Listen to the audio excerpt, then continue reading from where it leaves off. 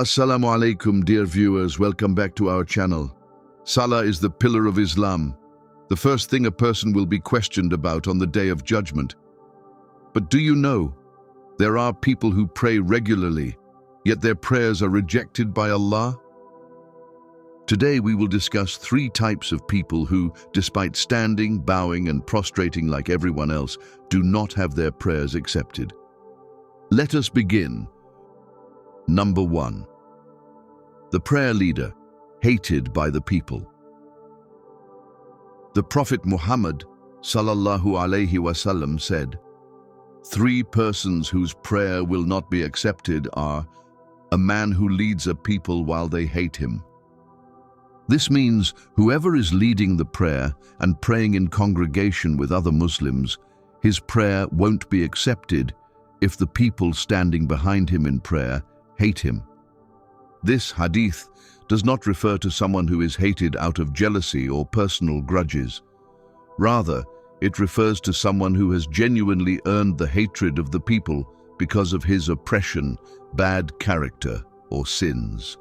For sins that are well known to everyone, like he beats his wife and children, he is arrogant and filled with pride, he looks down on others, he is harsh with his tongue, he wrongs others without seeking forgiveness, and so on and so forth. Such a person, despite standing at the front of the rows, is not honored in the sight of Allah. The Prophet sallallahu alaihi wasallam said, "The best among you are those who have the best character." A person may lead the prayer, but if he oppresses others, if he humiliates people, if he disrespects and abuses his family, then his salah is not only rejected, it becomes a source of burden against him. But if the hatred of the people is due to their jealousy, or because the Imam speaks truth and guides them away from haram, then the blame lies on them, not the Imam. In that case, the Imam's prayer is accepted, and they are the ones accountable. Number 2, the one who delays the prayer habitually.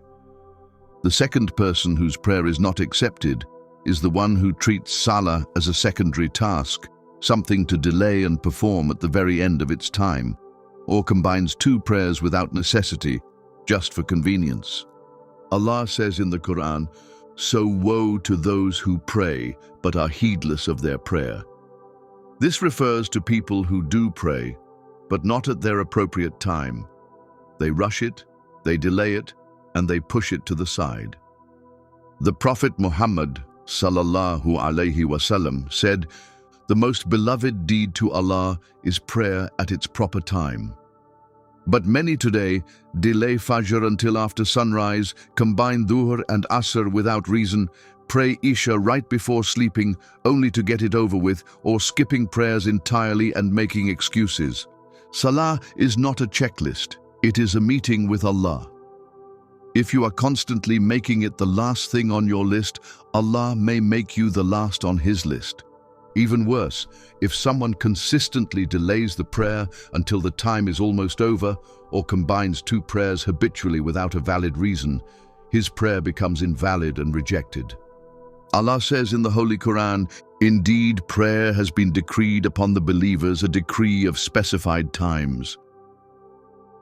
Number 3, the one who enslaves a free person unjustly. The third person whose salah is not accepted is the one who commits a severe sin against humanity by enslaving a free human being unjustly.